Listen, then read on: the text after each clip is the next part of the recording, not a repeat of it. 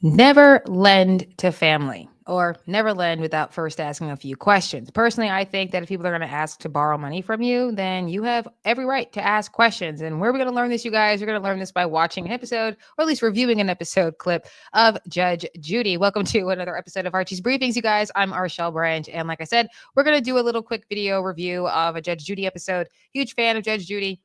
I do like the news show as well, but the Judge Judy clips really that's just what does it for me. I have my personal reasons. I may tell you guys what those are another time. But anyhow, we're just going to review this. I saw this video clip and I just thought to myself, yayo, I know a couple of people who've made these types of decisions. I know family members, friends who have decided to offer their credit scores, their financial positions, just so that they could be a kind of help to a family member whom they just don't know is in the actual position to pay them back or to make payments when they do leverage their credit scores for these family members. So let's just go ahead and let's review this quick Judge Judy clip because it is quite interesting and it just had to be discussed. Let's go ahead and let's do that, shall we?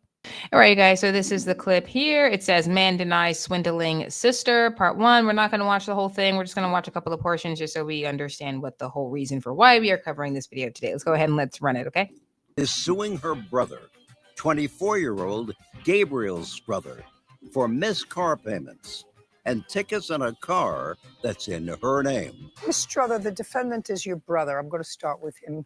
You needed a car, you had no credit. Correct. In what month and year did you need a car without any credit? Actually, I needed a car in the month of May May of what year? 2018. So what kind of car did you buy? A 2015 Honda Civic. How much did you put down on it? I put down $3,000 and I asked my sister to help me put down $300 more and I'll pay her back the next following day. Did you pay her back? Yes, I actually did. Okay, great. And you were supposed to make the payments on this car. She was a co-signatory on the loan, right? Correct. Now, you know you could have gotten a car for $3,000. No, Yeah. I needed to put down more. What I'm saying to you is you could have gotten a car for $3,000. I don't. Okay, before I let it go on, you guys, let me just, I think you all know what she's saying. I know what she's definitely saying. You could have bought a hoopty, yo. That's what she's saying. You could have purchased a hoopty. Now, if you're anything like the people in my family, you're told, don't buy the hoopties. You don't want to do that because if you do it, then you're going to be taking on more problems than you really need. It's going to cost you too much money to actually fix the problem. And so you might as well just get a car that you can't actually afford because it's going to be better for your pocket in the long run. You get the like the irony in that. So it's better for my pocket to buy or to take out a loan to get a car that I can't afford to pay because it saves me money in the long run. I'm going to spend all this money because it's going to save me money later on. Okay, that's the logic there. And so this is why people think they got to go out there and spend the money, a lot of money on a car that they can't afford because, well, better than having to put like $1,000 here or there to fix whatever problems a hoopty might have. You get a Honda Civic from 2007 with 100,000 miles on it for $3,000 and, just you need a horse, people. You don't need a Triple Crown. You just need a horse that functions. You got people out here trying to tell you that you need a horse that is a Triple Crown winner. And really, they just trying to get you, maybe not purposely, but it ain't working out. Let's let it keep going.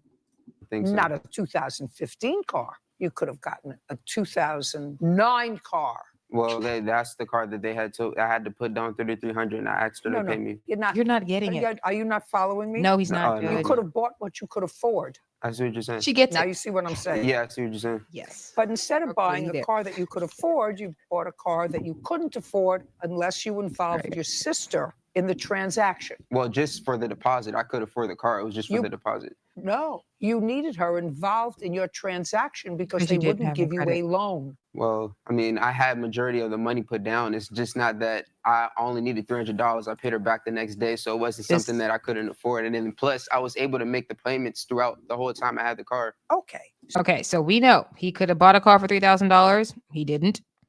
He decided to get a car that he couldn't afford, and he used his sister in order to be able to get this thing he could not afford. So obviously, this is setting up the scene for where the conflict comes in. I'm going to go ahead and go to the next clip, you guys, so we can actually get her side of the story, the plaintiff side, the sister side, so we can see exactly how this became the problem. All right, this is the second part here, you guys. I did fast forward a bit just so we could actually just get to where the conflict was. You guys can obviously watch the whole thing. I'll put the links to the videos in the description box for you guys so you can watch it if you hadn't seen it already. It's a great case. Love Judge Judy. Let's run it.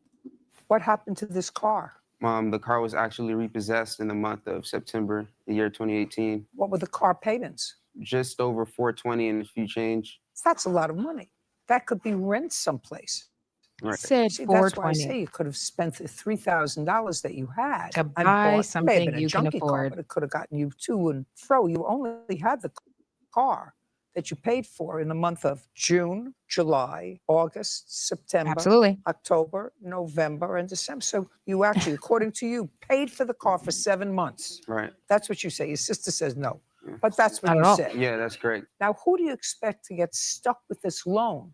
Because after they repossess the car, that doesn't mean that the loan goes away. Yeah, that's true. Well, from my understanding, in the month of January, after I figured out that I had lost the job, I was told from the family that I thought was What family, family? her and the parent. No, just a second. I don't care about anybody else because that's hearsay. Yeah. What did she tell you? She told me that if I ever needed help making any payments, if I like lose a job or anything, just call me and let me know, and she'll help me make payments. What's the shortfall on the car? Let me see the papers that they're coming after you for. For the car loan, this is it. And he actually stopped making payments in December of 2018. So for all of 2019, So he it's didn't six- make anything. Okay. I have the bank statements to prove I made payments. So Yo. So the balance that's due and owing is $27,000. Yes. Yo. no, that's not true. The balance of the car that's left over is 12,000 because they sold it at an auction after it was repossessed. Oh, so Okay. it's 12,000. Yeah. That's about it. What's left on this is $12,000. Her limit in that courtroom was obviously $5,000. And you guys know what happens. The plaintiff obviously wins because the brother was just trying not to make those payments. The car got repossessed and all the rest of it. I'm going to come out of this, you guys, so we can just sum all of this up. And my goodness, let's come out of this, okay? If money is a reason for war, then it can create serious conflict in your everyday life with your family members. I've seen this, okay? And it does get very ugly. Money problems does, create so much conflict that people don't even want to see each other for the Christmas dinner, for Thanksgiving. That nearly happened to me once. My Thanksgiving was nearly ruined because of very poor financial decisions, and it's not fun. It's not fun at all. It's not fun for the people who are involved. It's not fun for the collateral damage. So just remember to think twice before you decide that you're going to offer up your credit score, offer up your financial position, because then you're the one stuck holding the bag. And why? Because you wanted to be so nice. And, he was trying to make it seem as if, I was going to have the family. They said they were going to be my help. They said they were going to support me. That somehow supporting you means I have to put myself at risk after you've proven yourself to be irresponsible. What's your job? How much do you make in a month? What's your debt to income ratio? And yeah, you can calculate these things, okay? You can calculate it for yourself, for other people. The next time somebody asks to borrow money from you, you should be asking these questions. If they're going to ask you for money, you have every right as the family lender to get those answers.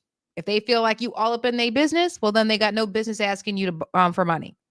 Don't be the family bank. And if you are going to lend, just remember, ask these questions, because hard lesson for greed, for glory, for vanity, for fear, for whatever the emotion is, even if it is to be a helpful hand, you should be asking these right questions. You should be trying to determine if a person's actually in the position to pay you back. We're not talking about a mere $10 here. You may be able to afford to eat that loss. We are speaking about your current financial position just being lented out, leveraged out for people who are not nearly as responsible as you are, if you are proven to be responsible with it, who are not going to treat it with as much care as they would their own personal situation, because it's not their credit any more than it was their money that got them the car in the first place. You got to make better decisions. Don't be the lender if you're not going to ask those questions. I mean, of course, you remember what Shakespeare said, neither a borrower nor a lender be. Don't be afraid to ask those questions. So you guys get in the comment section to let me know what you thought about this episode of Judge Judy. Particularly, I thought it was quite fascinating, because I saw that episode and I thought to myself, I know this case so well, and it is such a tragedy. And of course, there's so many of them like it. So get in the comments to let me know what you thought about the sister who was so generous enough to, leverage out her financial position to help her brother, who frankly I found to be ungrateful. What in America, as Judge Judy put it. Subscribe to the channel if you haven't already. Hit the notification bell so that way you never miss an episode. Like this video, share this video, and let's go ahead and continue this conversation, you guys. I'm very excited about what we're doing with the channel and what we're doing moving forward. So like I said, subscribe if you haven't already. And, because it's me, God bless you guys, and Kepla.